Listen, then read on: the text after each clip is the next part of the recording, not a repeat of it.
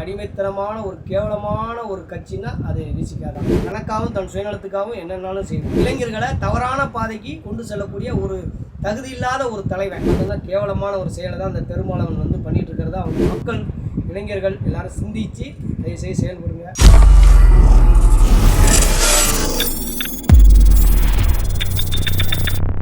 வணக்கம். ஓம் நம சிவாய். வெற்றிவேல் முருகனுக்கு அரோகரா. திமுக அடிமை கட்சி விசிக அணி தலைவர் பெருமாளவன் ஒரு அடிமைத்தனமான ஒரு கேவலமான ஒரு கட்சின்னா அது விசிக தான். நல்ல இளைஞர்களை வழிதவறி தன் சுயநலத்துக்காக பயன்படுத்தக்கூடிய ஒரே கட்சி அது விசிக பெருமாளவன் தான். ஏன்னா தனக்காகவும் தன் சுயநலத்துக்காகவும் என்னென்னாலும் செய்வான். ஏன்னா எந்த மதத்தையும் கேவலமாக பேசுவான். தேர்தல் வந்தால் உடனே போய் கோயில் குளம்னு சுற்றுவான். ஆனால் அதே கோயில் குளத்தில் கோபுரம் அசிங்கமான பொம்மைகள் இருக்கும் இடம்னு சொன்னவன் இந்த பெருமாளவன்.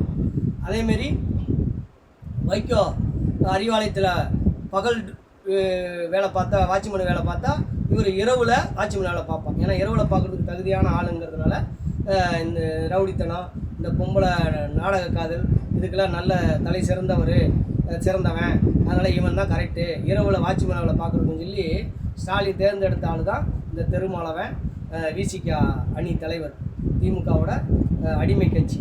அதனால் தயவு செய்து இவெல்லாம் முழுக்க பார்த்திங்கன்னா தன் சுயநலத்துக்காக மட்டுமே தன் இனத்து மக்களை இளைஞர்களை தவறான பாதைக்கு கொண்டு செல்லக்கூடிய ஒரு தகுதி இல்லாத ஒரு தலைவன். ஆமாம், ஏன்னா ஒரு கேவலமான ஒரு தலைவன். ஏன்னா அப்படிப்பட்ட ஒரு தலைவன் தான் இன்றைக்கி பார்த்தோம்னா இன்றைக்கி தமிழகத்தில் இன்றைக்கி கேவலமான ஒரு முறையை கொண்டு வந்ததுக்கு காரணமே அது இந்த மாதிரி தான். ஏன்னா இவன் முழுக்க கட்ட பஞ்சாயத்து, ரவுடித்தனம், கொலை இந்த மாதிரி நாடக காதல் இதுக்கெல்லாம் தலை சிறந்தவன்னா அது பெருமாளவன் அப்படிங்கிறதான் சொல்கிறாங்க. ஏன்னா முழுக்க இவனோட வேலையே எங்கே பார்த்தாலும் சரி ரவுடித்தனம் தான். இன்றைக்கி திமுக ஒரு காலத்தில் அதை மிஞ்சிய இன்றைக்கி விசிக அணி. ஆமாம், அந்த விடுதலை சித்தை பெருமாளவனோட குரூப்பு தான் இன்றைக்கி தமிழகத்தில் ஒரு ரவுடித்தனம் பண்ணக்கூடிய ஜாதி கலவரம், மத கலவரம்லாம் ஒன்று புதுசாக ஏன்னா ஜாதி கலவரத்தை மிஞ்சி பார்த்து மத கலவரத்துக்குள்ளேயும் கொஞ்சம் தலை எடுக்க ஆரம்பிச்சாச்சு. ஏன்னா முஸ்லீம் கூட உறவாடுறது இதெல்லாம் எனக்கு தான் வேலை.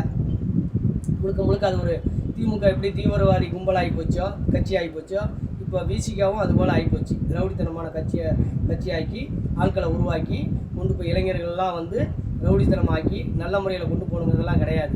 ஏன்னா அம்பேத்கரை பேரை சொல்லி பூரா ரவுடித்தனம் பண்ணுறது.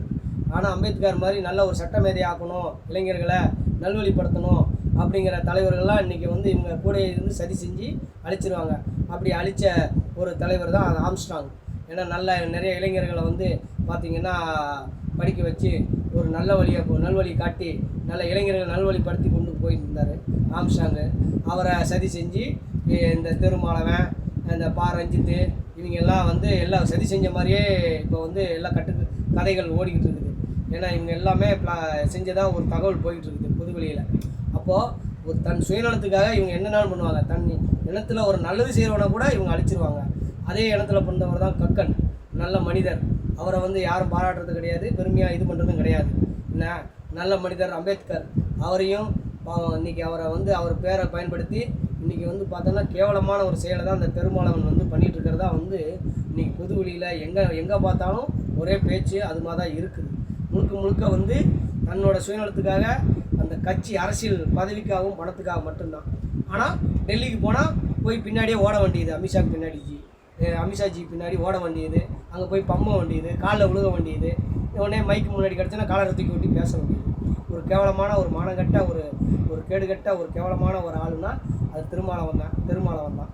அதனால் தயவுசெய்து மக்கள் இளைஞர்கள் எல்லாரும் சிந்தித்து தயவுசெய்து செயல்படுங்க. தமிழகத்தை நல்வழிப்படுத்தணும்னா நாமெல்லாம் ஒற்றுமையாக இருக்கணும். நன்றி, வணக்கம்.